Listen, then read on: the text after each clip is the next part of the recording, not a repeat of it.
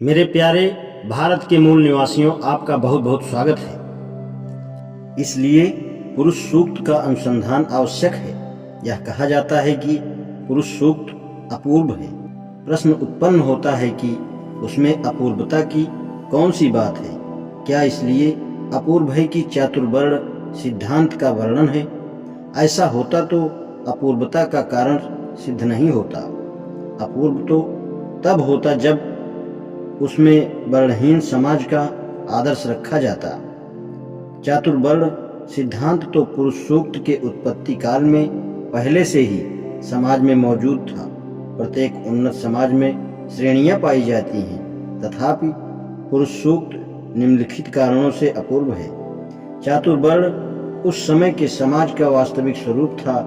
पुरुष सूक्त ने तो केवल इसे वास्तविक स्वरूप का आदर्श स्वरूप प्रदान किया।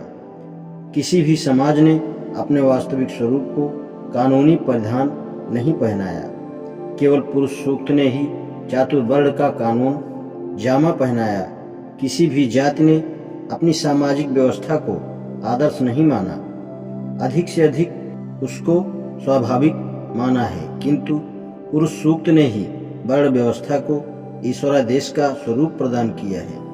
इतिहास में किसी भी समाज ने जन श्रेणियों की संख्या को सीमित नहीं किया।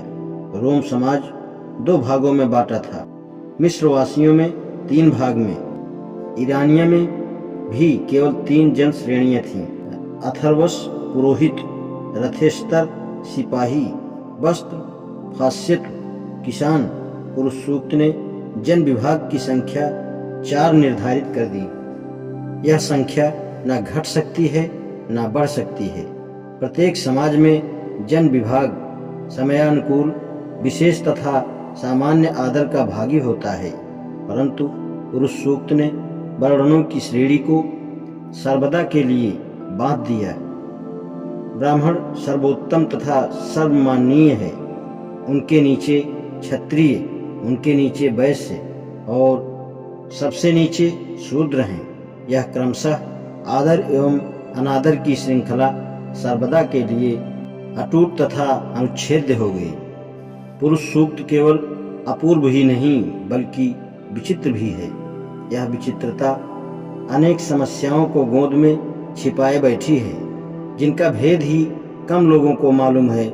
विश्वोत्पत्ति का हाल केवल पुरुष सूक्त ही में नहीं है, ऋग्वेद के दूसरे स्थानों में भी है। 10वें मंडल के 72वें मंत्र में इस प्रकार से वर्णन है।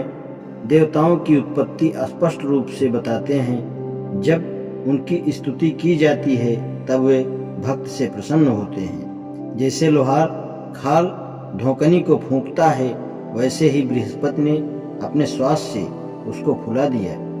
इस तरह शून्य से देव उत्पन्न हुए। पहले तो शून्य से देव उत्पन्न हुए, तब चतुरांश और फिर बढ़ने वाले वृक्ष, ऊपर बढ़ने वाले वृक्ष से पृथ्वी उत्पन्न हुई और पृथ्वी से चतुरांश दक्ष अदिति से उत्पन्न हुए और फिर अदिति दक्ष से उत्पन्न हुई। हे दक्ष, फिर तुम्हारी पुत्री अदिति की उत्पत्ति हुई। उससे प्रशंसनीय और स्वतंत्र देवता उत्पन्न हुए। फिर तम में से एक शक्ति निकली, जैसे तम नाच रहा था। फिर देवों ने विश्व को तेज से भर दिया।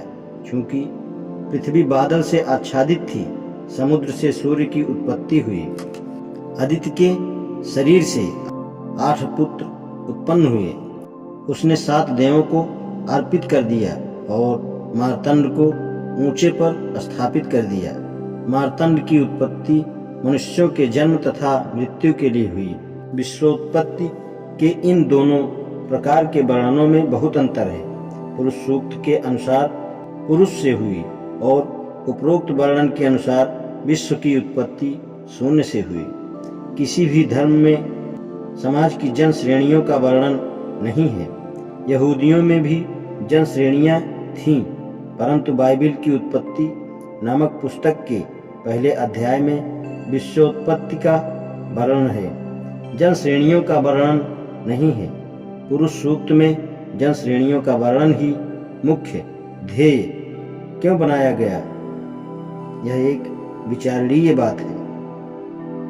आज इतना ही, शेष कल। धन्यवाद।